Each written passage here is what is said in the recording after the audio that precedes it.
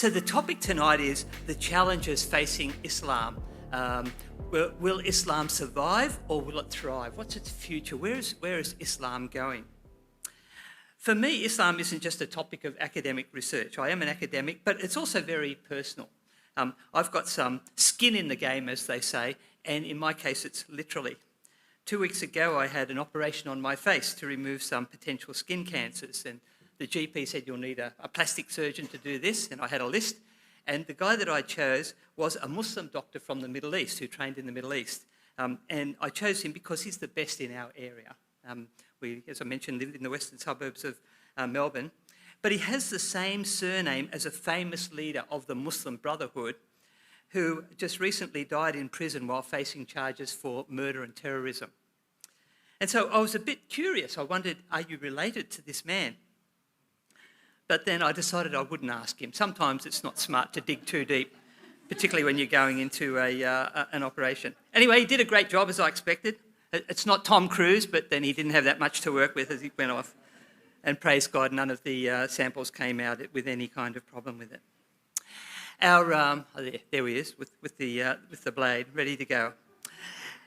Just down the street from where we live is a Muslim grocer named Khalid, and he's got a little tin box on his shelf where he collects money to build more mosques here in Australia.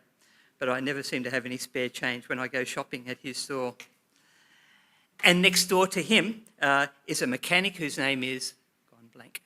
Have we lost everything? Did I press something wrong? There we go. Next door to him is a mechanic whose name is Sammy. And he asked me to help him get his brother here from Lebanon via some legal means. We tried, but we were unsuccessful. And then around the corner is our butcher. His name is Jihad. Jihad the butcher. How appropriate. I'll tell you a little bit more about Jihad later on. I've also found myself driving... What am I doing wrong? Am I pressing a wrong button here? Huh? Oh.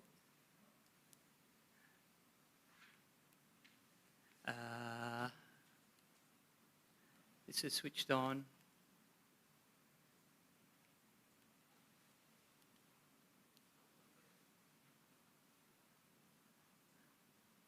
I'll just keep talking and let him catch up. Yep. I've also found myself giving driving lessons to women from Muslim backgrounds. And there was a reason for that. They couldn't find anyone else who would be willing to give them lessons, and you'll soon discover why. I was driving along the street, actually down Burke Road with one lady, and I said to her, we have to stop at this intersection up ahead. And she said, why? And I said, because the traffic light is red. And she said, oh, is that a rule?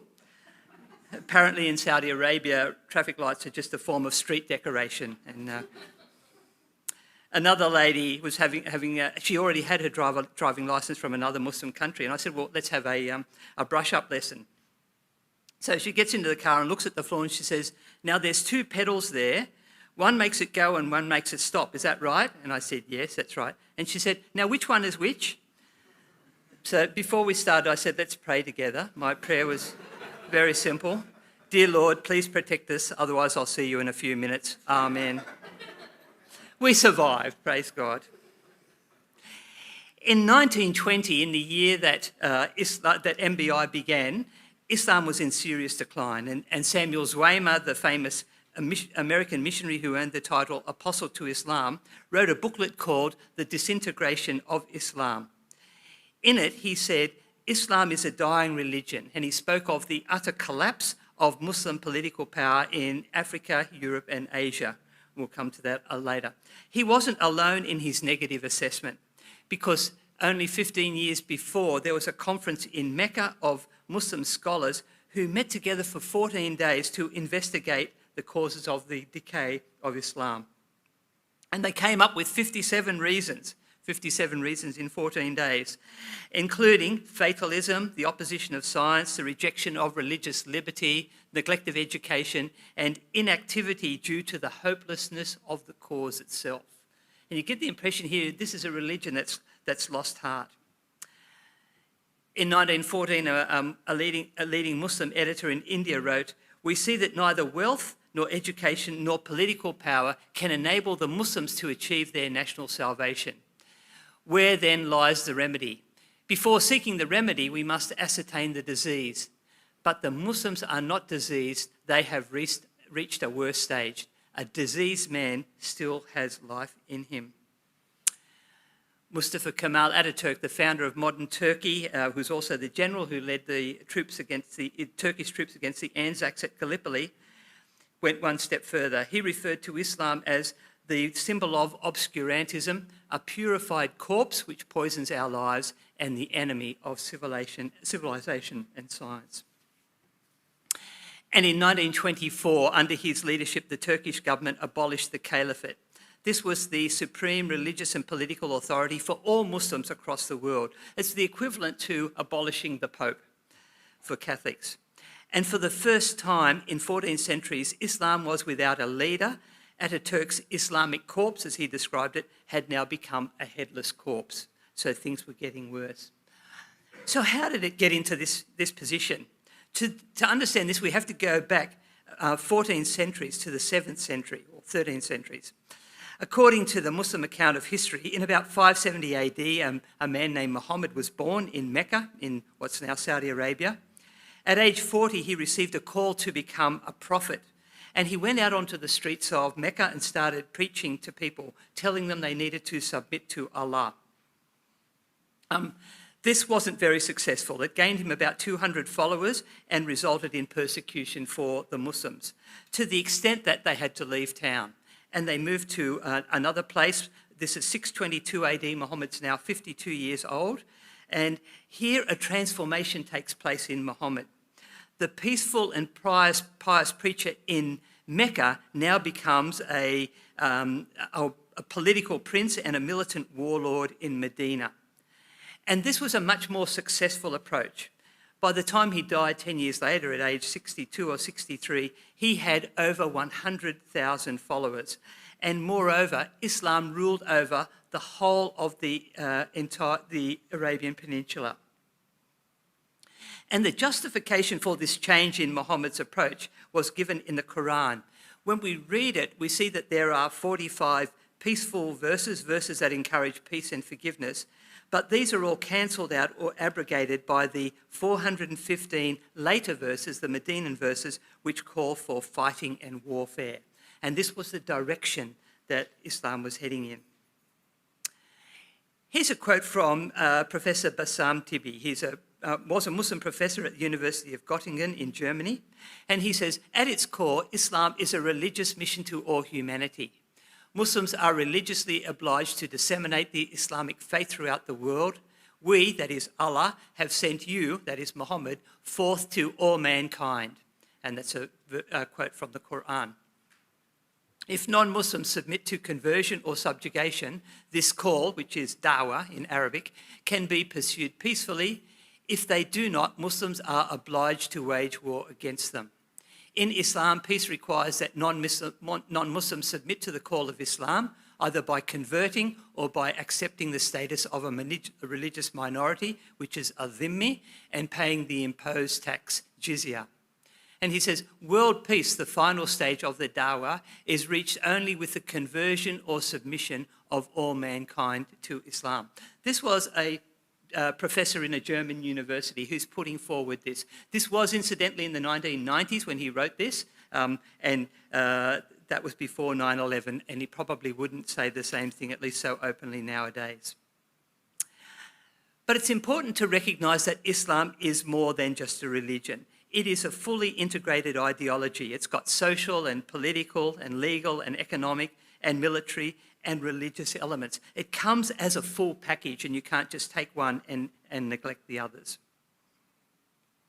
And there's a theological justification for Muhammad's actions in the Quran, and for Muslims later. He told them, you are the best of peoples evolved for humanity. And so many Muslims, and they read this, and I've heard this read in mosques and said, and people coming away with a sense of superiority and entitlement because of that verse and others like it.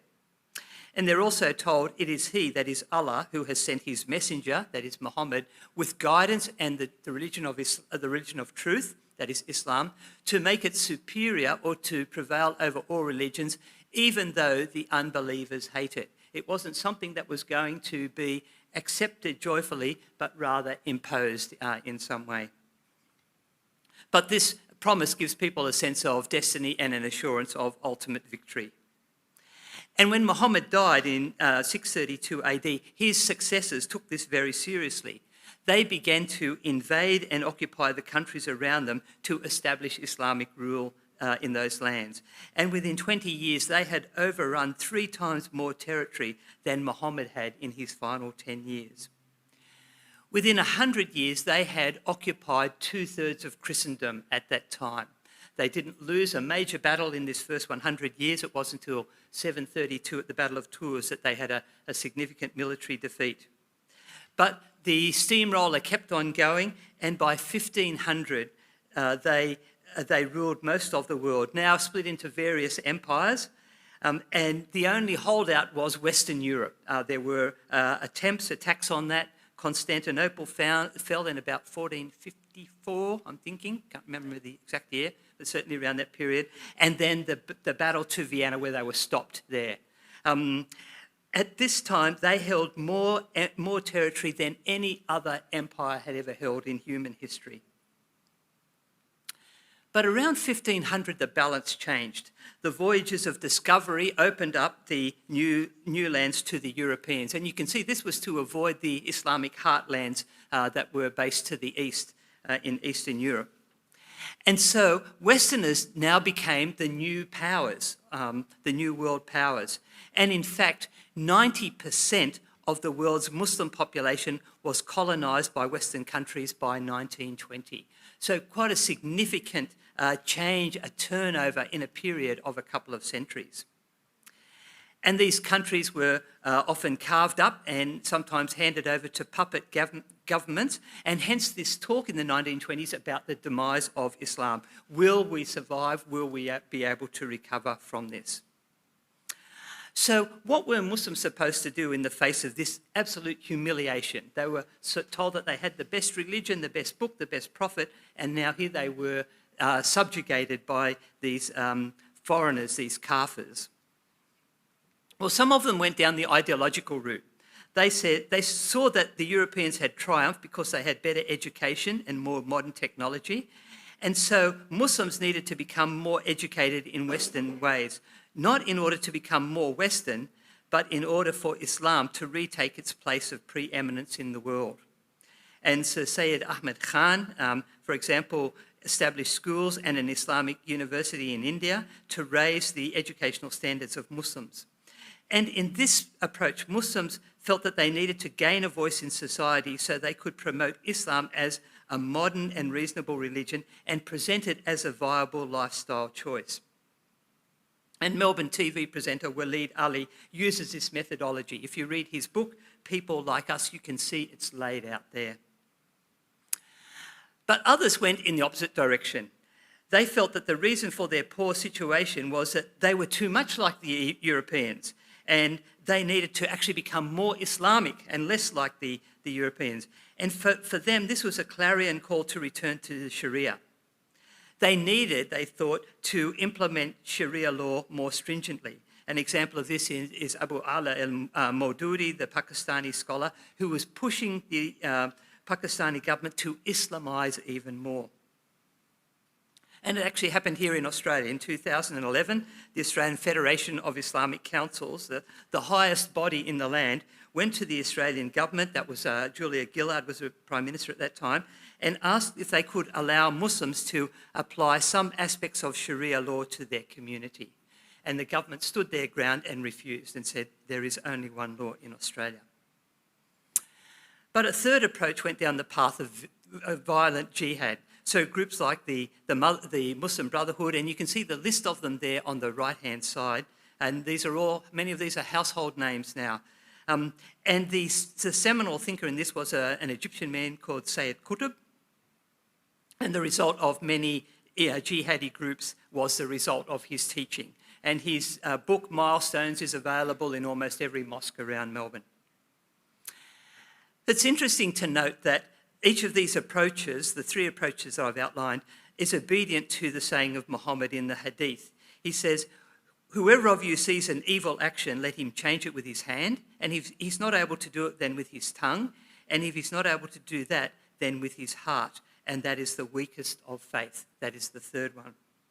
And so we see these three methodologies of military action, that is the hand of jihad, political involvement through creeping Sharia, that is the mouth, and social activism through ideological jihad by winning the hearts. These are all seen as legitimate approaches, although some of them are better than others and some are more appropriate at different times than others. So those were the three choices that Muslims took in terms of trying to re-establish the preeminence of Islam. They were greatly helped in the 1930s by the discovery of copious supplies of easily extractable oil in the Muslim lands. And this brought great wealth to Islam. Previously, they'd been poor and underdeveloped. Now they had money. In 1973, the OPEC countries quadrupled the price of oil from, listen to it, $3 per barrel to $12 per barrel. And this brought a great problem for the developed world in the cost of their fuel. But in 1979, it rose to nearly $40 per barrel. Today it's about 65, and it's been up to 100. But this is bringing great wealth into countries which have a lot of petroleum, and Muslim countries are predominant amongst those. And then in 1979, the Iranian Revolution brought an Islamic government to power. This was not a puppet government of the West as they saw it, but a government that would stand up to the West. And they showed this by seizing the US embassy and taking American hostages. And then in 1988, the Mujahideen fighters drove the Russians out of Afghanistan.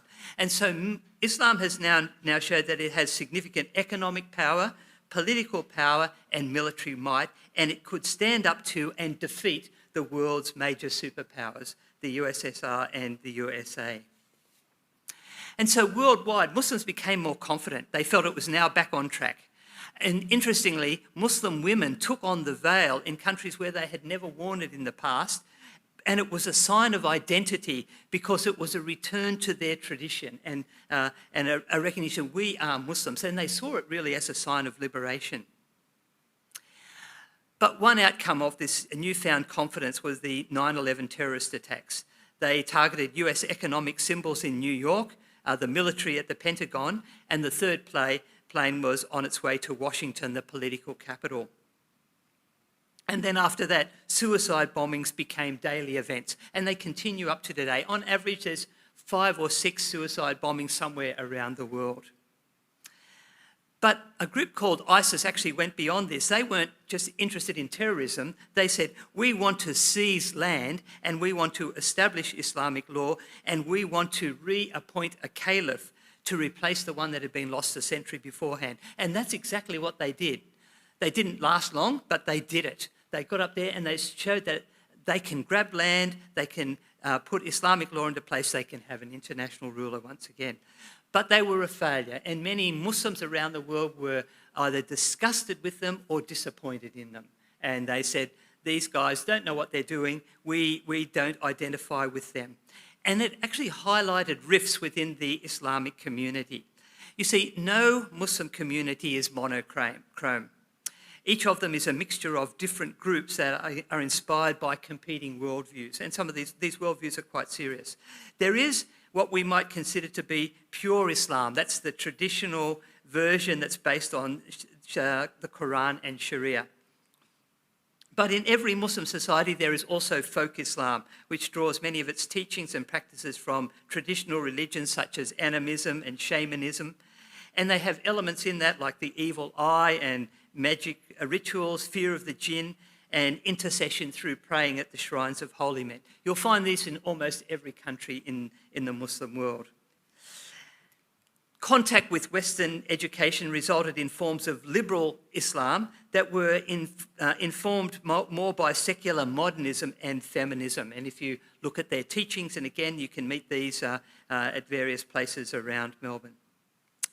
Fundamentalist Islam has a political or jihadist agendas, but it often draws its language and its ideas from militaristic Marxism. And they talk about the red-green alliance, where you get the green of Islam and the red of the left-wing ideologies coming together and working so that they can take power.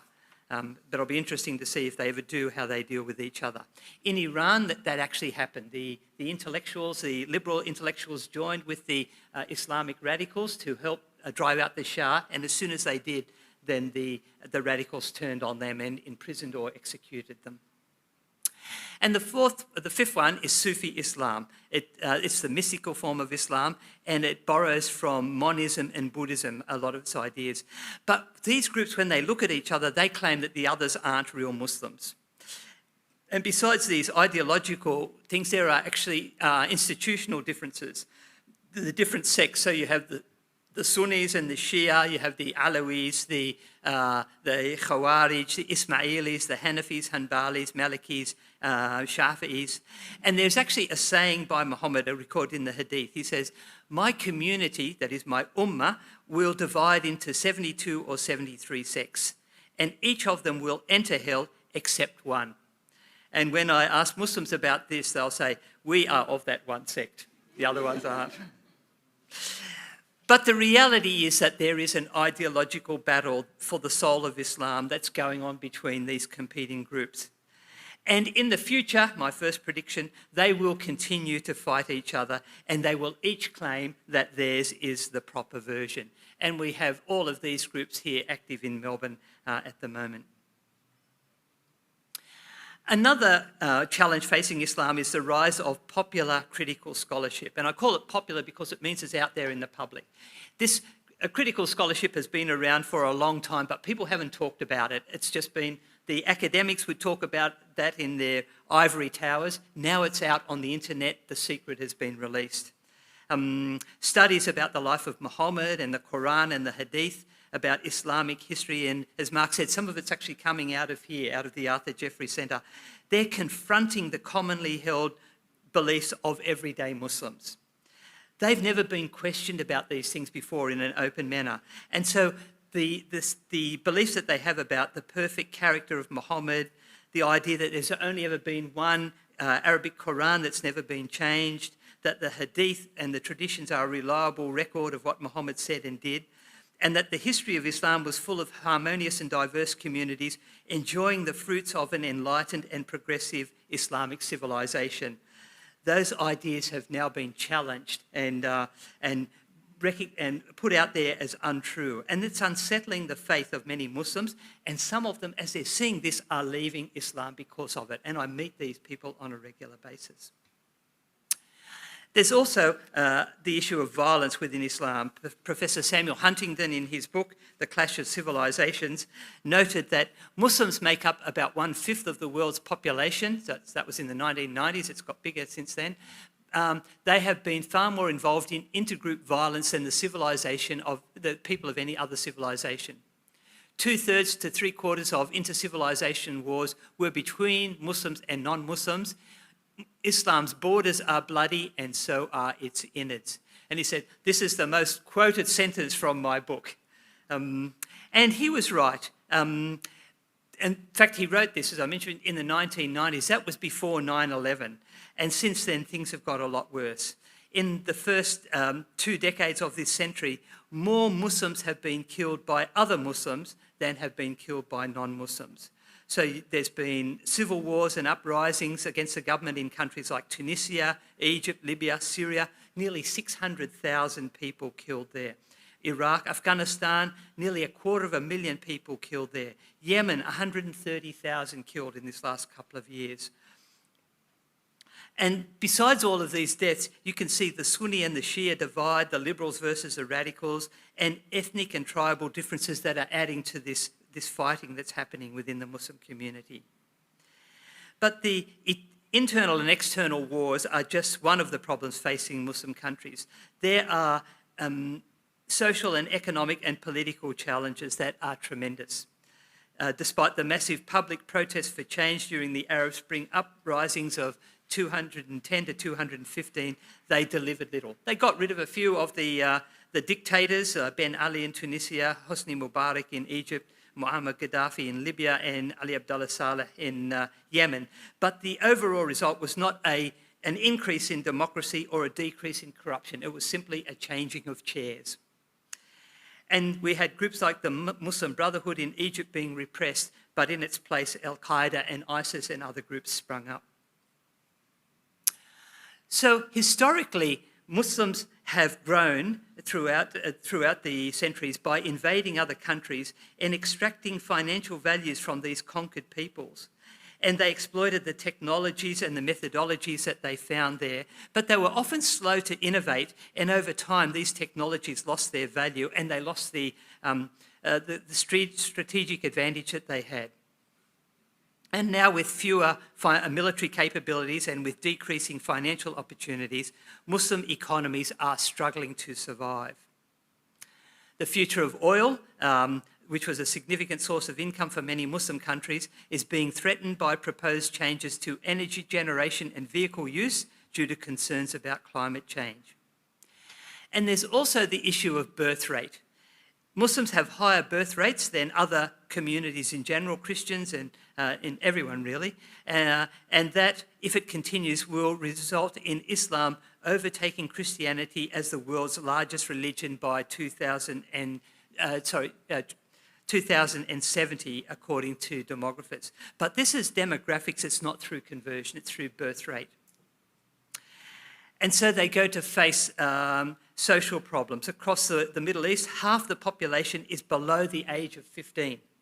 A generation of now educated young people with higher expectations than their parents, because they can see it all on the internet, are now about to flood into an empty job market, and unemployment will increase. And the result has been mass migration.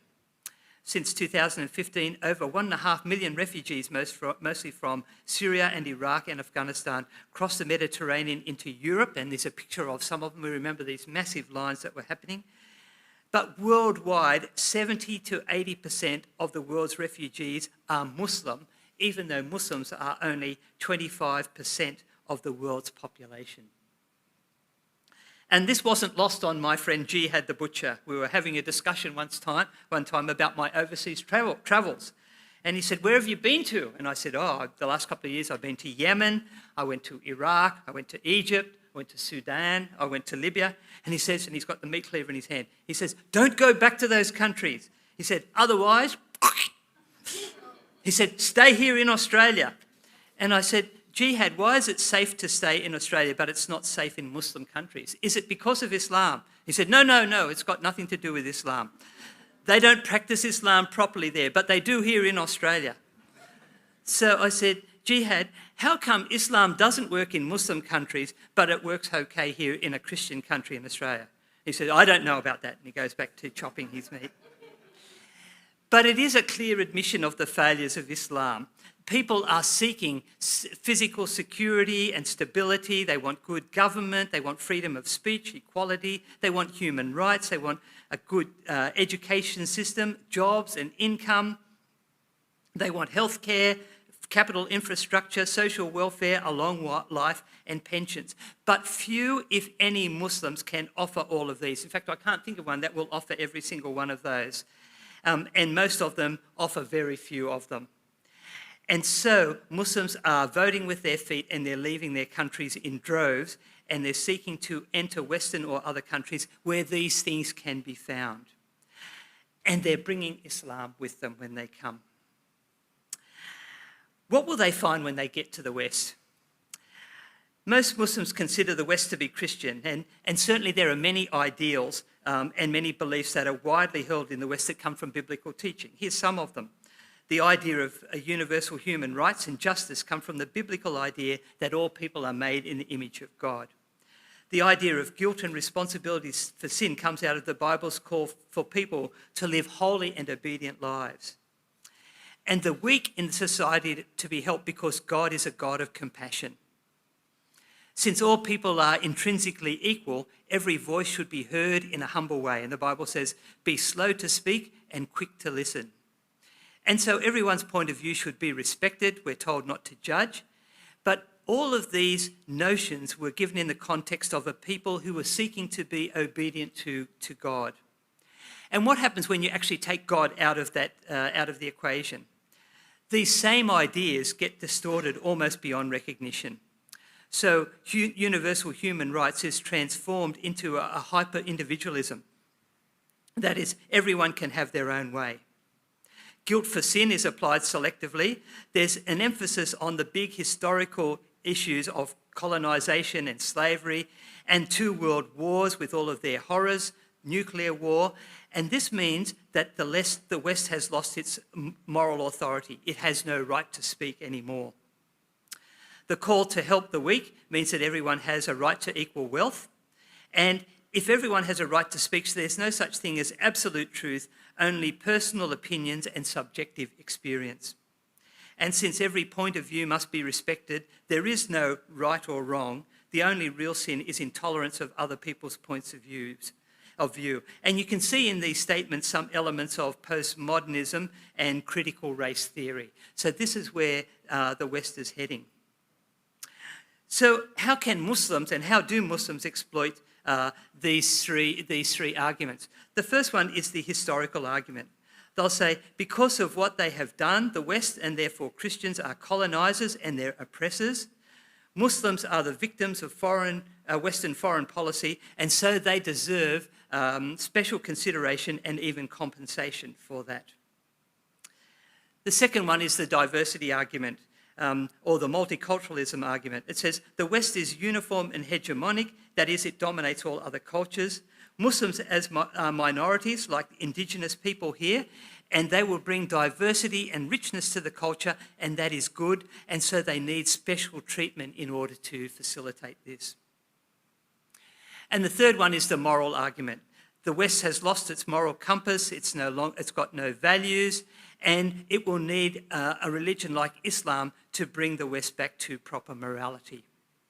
And any questioning or criticism of Islam will be branded as hate speech and as racism and will not be tolerated. And so that's again another direction that we're seeing happening. And some Muslims have seen this, and they believe that the goal of world domination, which they were promised in the Quran, is in sight. And it's going to start in the wealthy and the bloated and the totally naive West, and then it will move back into the Muslim heartlands because they can practice proper Islam here in Australia, but not there. So my predictions, what's going to happen? My personal belief is that Islam will continue to exist over the coming decades if the Lord tarries. It will grow in numbers and as a percentage for a time, but soon the demographics will catch up with it. And its growth rate will slow, as we're already seeing in many Muslim countries. In many countries around the world, many Muslim countries, the birth rate is exactly the same as we find in Western countries. The impact of critical scholarship on Muhammad and the Quran and Islamic history will be transmitted via the internet, and people will demand more freedom and the old regimes will crumble. But it may just be a changing of the chairs, as we've seen with the last couple of years. And unless there is a significant revival, the West will continue to lose its Christian faith, as we've seen in recent decades. But its place will be taken by the churches of the developing world. In Africa and Asia and South America, China will become a world leader politically and economically, and also in the Christian faith. The gospel is growing significantly there. And Christians from the global south will pick up the baton of the gospel, as they are already doing. We're seeing this happen already, and they'll send out missionaries who are willing to suffer and to die for their faith, and they'll do a very good job of that, taking the gospel to Muslim people. And we know how history is going to end. Jesus said, this gospel of the kingdom will be preached to the whole world as a testimony to all nations, and then the end will come. So it's the worldwide spreading of the gospel through the church, wherever that is located, that we'll see the end come. And ultimately, at the name of Jesus, every knee will bow and every tongue confess that Jesus Christ is Lord, to the glory of God the Father. So that's the Christian understanding. What about the Muslim one? Well, Muhammad made some very interesting predictions about Islam and the end times, which Muslims don't talk about very much. they present a less than optimistic view about what's going to happen. He says, Islam started as something strange and it will again revert to its old position of being strange just as it started. And it will recede between the two mosques, that is in Mecca and Medina, as a serpent crawls back into its hole. He said, belief returns and goes back to Medina like a snake. Muslims will diminish in number and they will go back to where they started. These are not word for word, by the way. You can go and look at the originals. This is a summary of a series of hadith which talk about this. And he also had some interesting thing to say about the Muslims. He said, my generation were the best Muslims, but after 3 generations, the Muslims will be mainly treacherous and untrustworthy. They'll be the scum and the rubbish, even though their numbers may increase, and the enemy will not fear Muslims anymore. This is because the Muslims will love the world and dislike death. And there will be much killing in the last days of the Muslim. So these things, of course, may or may not be true, but according to Islamic historical records, Muhammad said them. And it's interesting to note that they are a lot less triumphalistic than the Islam will dominate claims of some of Muhammad's modern-day followers. And I think Muhammad's depiction of a shrinking and apostate Muslim community will be closer to the truth. As knowledge gets out there, people will turn from it. So how are we to respond to this as Christians in Australia? I want to give us some practical things to go away with. Well, we're followers of Jesus, and so we should look at what Jesus did. Jesus encounters a lot of the same things that we do, but he didn't respond in the same way to everyone he met. He came across 5 types of people, and his approach to them was nuanced. There were those who were trying to kill him, and he exposed them, and he said, why are you trying to kill me? He put it out publicly, what they were doing. There were those who opposed him verbally, and he answered them. Jesus never ran from a debate. He stood his ground, and he spoke his mind. Jesus also met many people in need, and he always helped them. There were some who were willing to listen to him, so he taught them, and some who wanted to follow him, and he discipled them. But he gave his life for every single one of them. Jesus saw all people and responded to them according to the ways that they responded to him.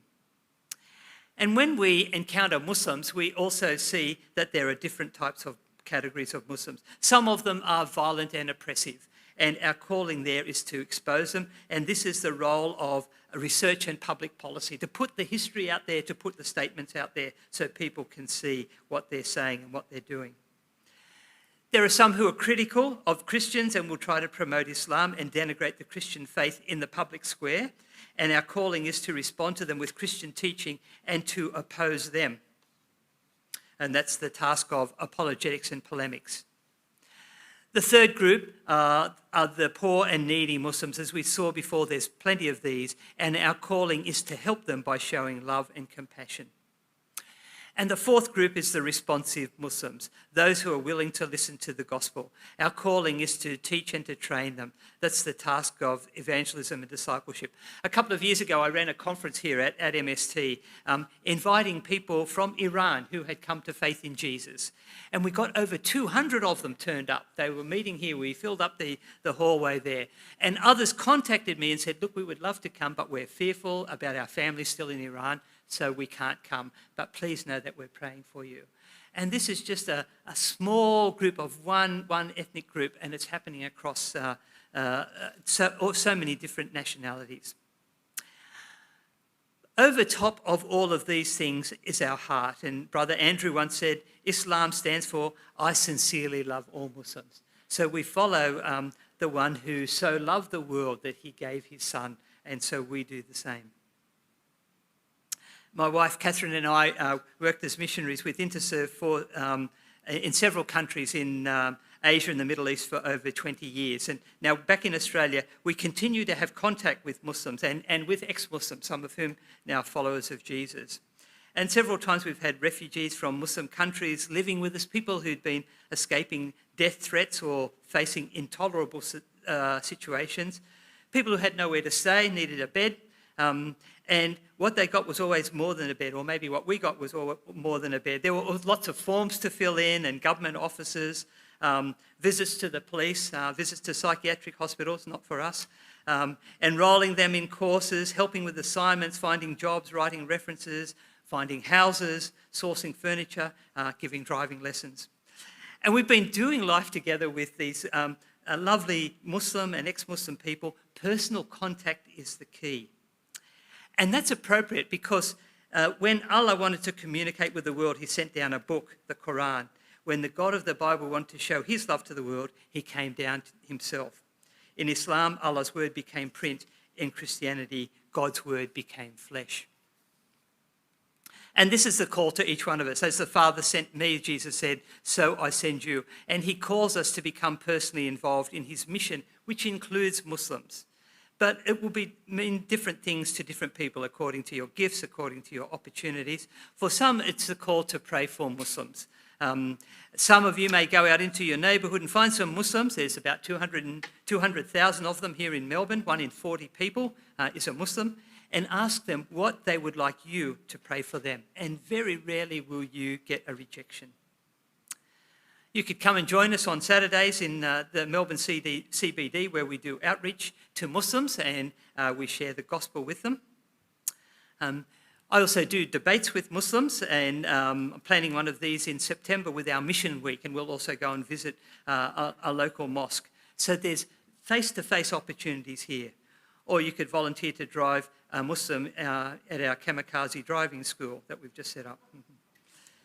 But if you want further training, as Mark said, the Arthur Jeffries Centre has courses on all of these things. You can do it for credit, or you can do it as an audit. Just pick up what you need, so that you can be better equipped to do the task that God's called you to. I believe, and this is probably the most controversial thing I'll say tonight, that God has actually opened the door for Muslims to come to Australia so we can share the good news with them. And I get that from Acts 17, where Paul said to the people of the Areopagus about the nations, he said, God has determined the time set for them and the exact places where they should live.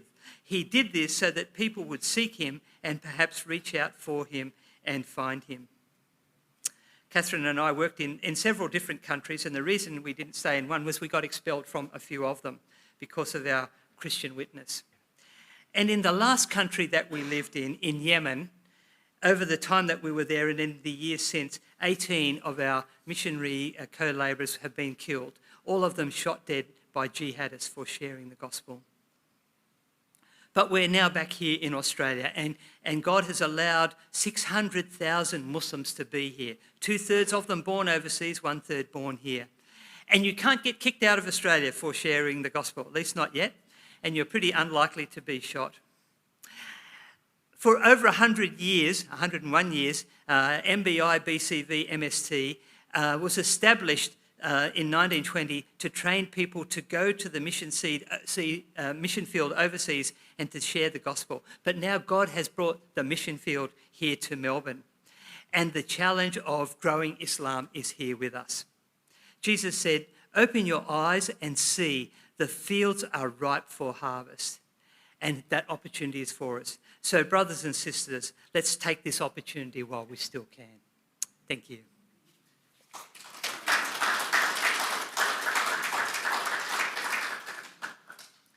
I've got a few questions that have come up here, and people can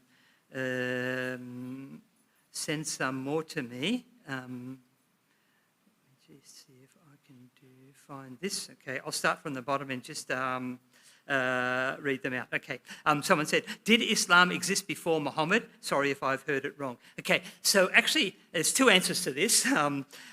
Muhammad is seen as the apostle, the originator of Islam, but Muslims would say Islam is the original religion. Adam followed Islam, and so did Abraham and Moses and David and Jesus. All of these were Muslims, but over time their teachings were corrupted, and so what you have in Judaism and Christianity is a corrupted version of Islam. So they would say Islam is they call it al-fitra, the natural state for all people. And Muhammad said every child is born a Muslim, but it's parents may turn it into a Christian or a Jew or a Sabaean.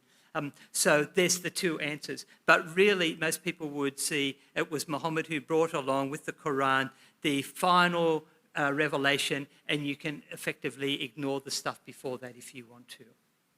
Another one. Okay, so this one. How much has the state of Israel contributed to the decline of Islam in the last 75 years? Thanks, this is a really good question.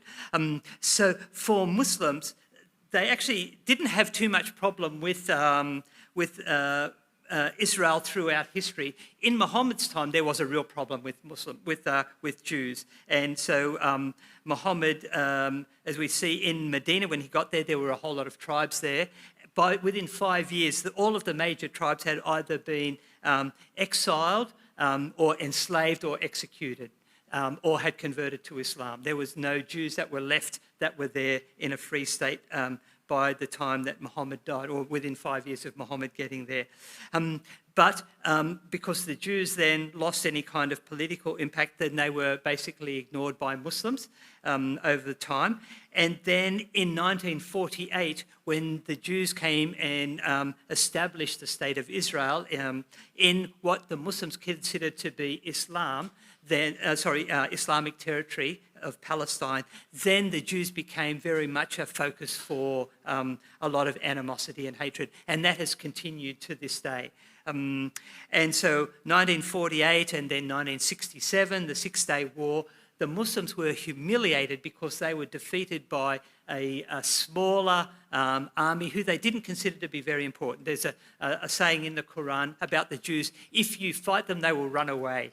And so the Muslim armies thought, we'll defeat these guys easily, and they didn't. And so that was a terrible shock for them. And so Israel has since then become a very important enemy for Israel, for the Muslim world, and a bit of a kind of a flashpoint for problems. So when something happens in Jerusalem, then Muslims all around the world will rise up. We've seen that in this last week or so.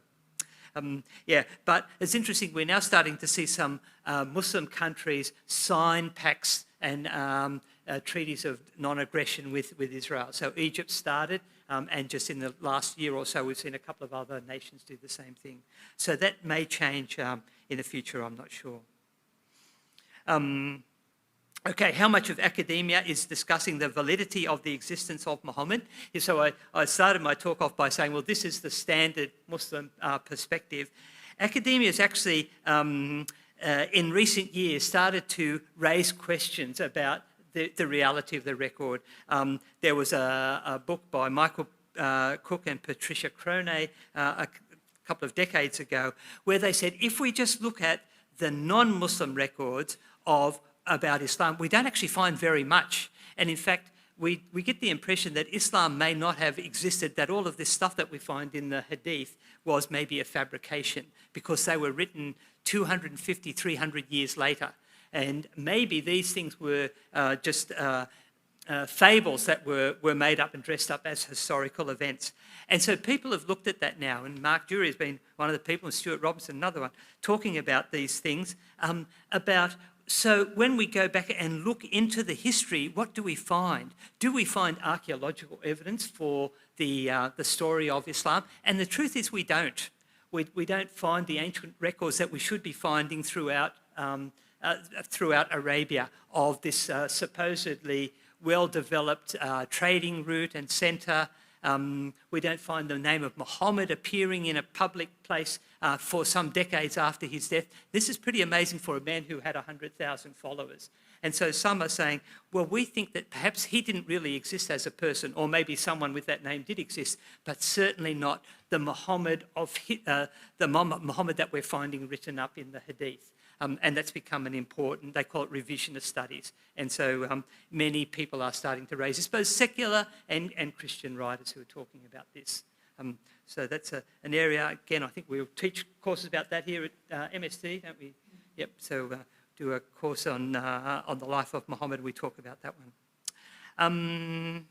Okay, thanks for the seminar. Do you see Islam having a role in the end times, seeing that the end times, as predicted by Muhammad, mirror the biblical end times, e.g. the Islamic Mahdi resembles the Christ and Antichrist. So if you read all of Islamic eschatology, and we've got some in some of our publications where we talk about that from the Arthur Jeffrey Centre, there's quite an elaborate system that's been built up there. And you'll see a great deal of similarities between the biblical eschatology and the one that Islam, not Quran. The Quran doesn't give much detail. You typically find all of this in the Hadith, again, which was put together a couple of centuries afterwards, after Muslims had invaded and overrun Christian countries and are hearing some of their ideas.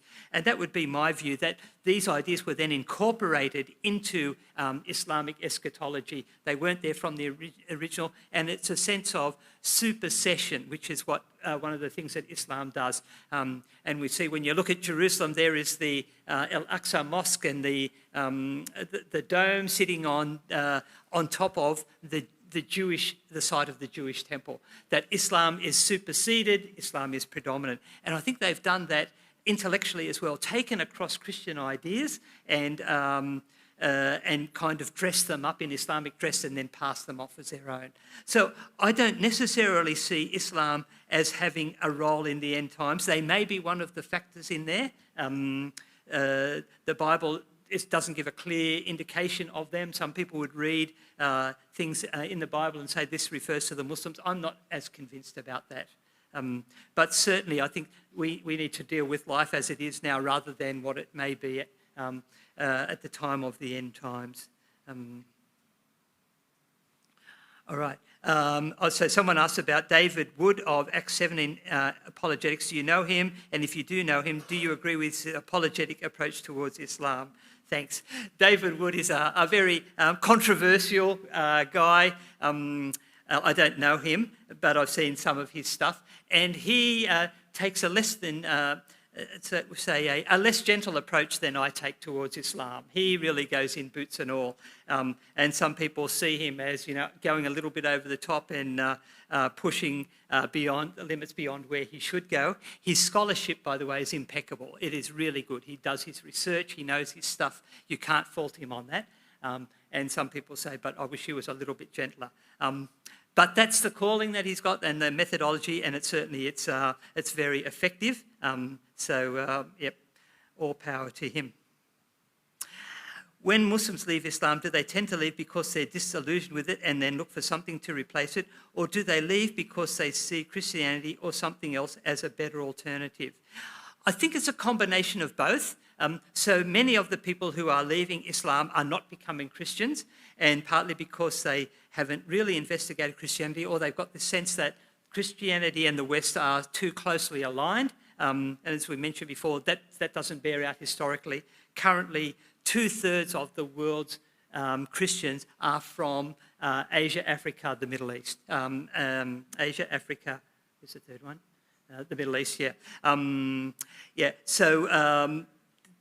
that connection, but because they see the West as historically Christian, they think that this is the same, and they see things in the West that they don't like, and so they don't want to be connected with that.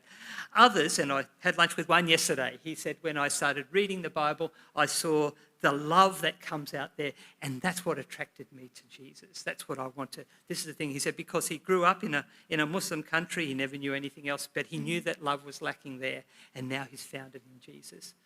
So I think it's probably a combination of both of those things.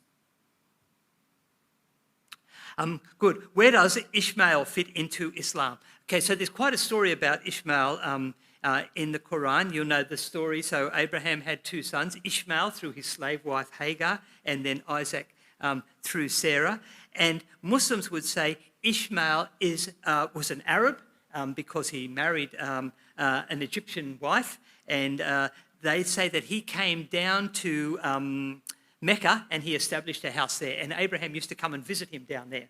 And so Ishmael is the father of the Arabs. And so Muhammad, some of his genealogies, all of them actually would trace their way back to Ishmael and say that he is their forebear, and so they have a genealogical connection with Ishmael. And they would say that because he is just as legitimate a son of Abraham as Isaac was, then Muslims have as much claim to Abraham as the Jews do and as the Christians do. And so this thing, and I think it's a fiction of the Abrahamic religions, has now been pushed out into the public arena as Jews, Christians and Muslims all come from the same kind of source theologically. And I think that's a connection that we need to address and needs to be severed. How does the principle of abrogation work in a practical matter? Can you please give an example? So abrogation is the idea that there are some verses which will cancel out some others. When you read through the Quran, sometimes you'll find it saying one thing and then another time you'll say it's something else. And I mentioned about the 45 peaceful verses. And in fact, if you look at the Quran that you can get from the Saudi Arabian embassy, and I've got hundreds from them, down the bottom, when it has a peaceful verse, they'll have a footnote saying, this was abrogated by Surah 9:5, the verse of the sword. So Muhammad was no longer told to be peaceful once he moved to Medina. Then he was to take up the sword and to expand Islam by the use of military means. And so this was an example of abrogation. And the verse talks about that, where Allah says, if we give you a verse and we replace it with a verse which is better than it. So that kind of teaching is in there. Steve, it says, thousands of Muslims are marching, calling for the annihilation of Israel. Should we view and address this in Australia? And I think it's important to do that. And I'm interested to see the way that the government, not only the Australian government, but other governments have held this. Hamas, and I mentioned that up there as one of the terrorist organisations, because that's the classification it's given by many governments around the world, says that there is no such thing as a two-state solution. Our calling is to completely destroy the Jews. And that's why Allah has brought them here, so that they're an easier target for us to attack. That would be the kind of perspective. And we should say, look, this is abhorrent. You can't do that. When the Rohingyas were being attacked by the Burmese government, the world stood up against them and said, this is unacceptable. And any group which decides that's going to do genocide on another people, it's totally unacceptable, and we need to stand up that from a human rights perspective, let alone any kind of Christian perspective. I think that's an important response there. Okay, there are some Christians. Why are some Christians and some non-Christian Westerners converting to Islam? When I did my master's thesis, I actually interviewed 10 Anglo-Australians who had converted to Islam and said, why did you do that? So they gave me a couple of different reasons. One of them was they said, well, intellectually, Islam is a much easier religion to understand. We believe in just one God. You Christians have got this idea of the Trinity. We believe that every person should suffer for their own sin. You believe in the atonement. These ideas don't quite meld for us. Islam is much simpler. And someone made the comment, the doctrine of Islam is so simple it could be written on the back of a stamp. And they said, that's appealing to us. The second one was, actually there was one before that, that was typically marriage. When I asked them, they'd say, well, I met a Muslim girl, I met a Muslim guy, and one of the conditions was that I convert to Islam. But these people had continued on. And just this week I heard of a man, an Australian guy who'd converted to Islam because his fiancée, a Muslim, said to him, you need to do that. So relationships was one, the simple theology was another one, and the third one was the sense of fellowship or companionship that they get. So they said Muslims are a very social, a very communal society, and when I came into that, I felt like I had a whole new set of uncles and aunties and brothers and sisters and cousins. I got invited into the community, and that was their attraction, and so they've stayed because of that. So those would typically be the three. When I asked them about their Christian faith, most of them had, if they had any idea, it was like Sunday school ideas about this, or maybe they'd picked up some of the critique from other people about Christianity. So it wasn't a sense of people who had a clear understanding of the gospel and then had decided they'd turn away from that and turn back to Islam. Or why do you think Islam being an Abrahamic religion is a fiction? It's actually only a recent idea. You don't actually come across it. Probably, Mark's there is written on this, 1950s, would that be your date? There was a... Yep. Yes, that came into the 50s and 60s, yeah, okay. So, and it came with this sense of people wanting to solve some of those serious problems in the Middle East of Muslims and Jews and Christians being at war with each other, and it kind of came up with the idea of, well, if we can tell them that they're all connected, then they will work harder to get on with each other. The other reason that I believe that it's a fiction, I've got an article half written on Muhammad's genealogy. And Muhammad doesn't have, most people have two genealogies, one from their mother and one from their father. Muhammad has 13 of them, and none of them line up. They'll go back to a certain point there where they agree, and then beyond that, they just go all over the place with different people that are not at all related, but they all seem to end up back to Ishmael. And that makes me a little bit suspicious that maybe they're just making this stuff up. And always they would have at the bottom there, but Allah knows the truth, which means we're not sure about this, but we'll put it down anyway. So that would be another reason for that. Theologically, of course, Islam and Christianity are really quite aiming in different directions. The beliefs that we have as Christians about the grace of God, the love of God, the atoning sacrifice, these are rejected by Islam. And so it's hard for us to say that unless, as they say, well, you've perverted and corrupted your teaching, and you should actually be more like us, which would be a claim that they would often make. All right. How are the holes in the narrative debate percolating into academia? So I did my doctorate on a series of books called the Hadith, the collections of Muhammad. And in there they outline the history of how the Quran came together. And the belief is that the Quran that we have today is 100% exactly the same as the Quran that Muhammad received from the mouth of from Gabriel, and nothing has been changed over 14 centuries. And there's only ever been one Quran, and anywhere in the world you go, you look at the Quran, it will be the same. And there's one thing about this idea, and it's completely wrong, because we lived in different Muslim countries, I would go to bookshops and say, do you have a copy of the Quran? And I could buy copies. I have a collection at home of 27 different Qurans, Arabic Qurans. So it's not just one Arabic Quran. You can buy these, by the way, online from different bookshops in Lebanon and in Jordan. They're printed by Muslims, and there are varieties amongst them. And these are called the riwayat or the qira'at. And the reason for these things happening is a bit of a mystery to Muslims, because they believe that this book has never been changed, and yet we've got multiple copies of the book all claiming to be the same book. It doesn't make sense. And then last year, a famous Muslim scholar named Yasir Qadi, he was challenged about this, saying, well, how do we deal with this when we know we've got all these different versions of the Quran and there's only supposed to be one Quran? And he made this comment, well, there are holes in the narrative that we've received. We've been told over the centuries that this is the way that it is, but it's not true. And he said, and I don't really know the answer. And so this caused a big explosion in Muslim thinking, thinking, well, if this guy doesn't know, then who knows? This guy, by the way, has got a doctorate from Yale University. So that's a real problem there.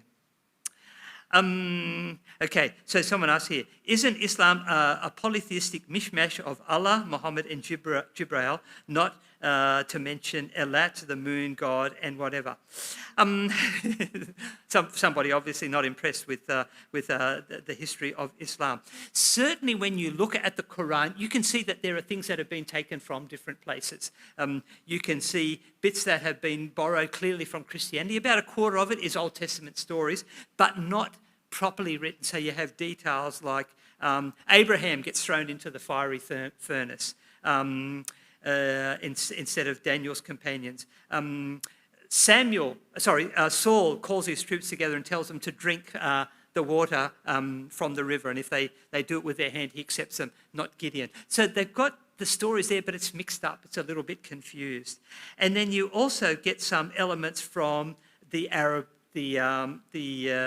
religions. The idea, for example, of cutting off hands for theft in chapter 5 of the Quran, that was an ancient Arab idea. The Arabs were doing that before Islam came along. It's nothing new.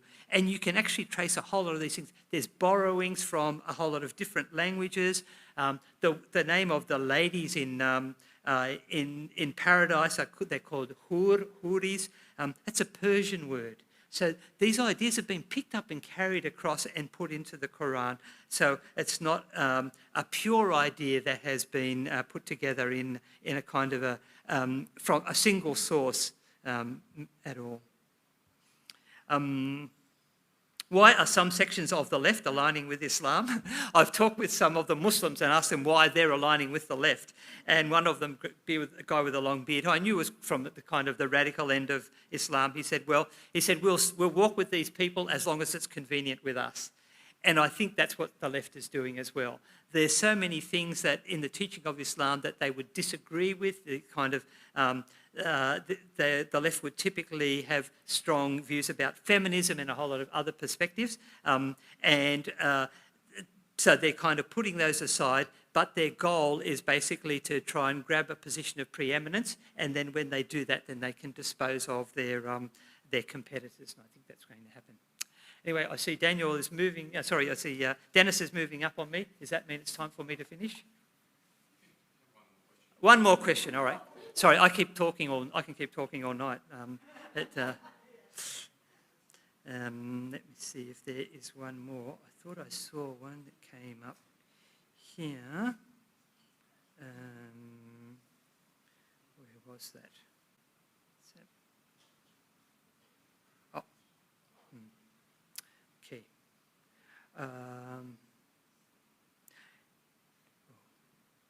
Yep. No, that's it. That's all. Thank you. Thank you very much.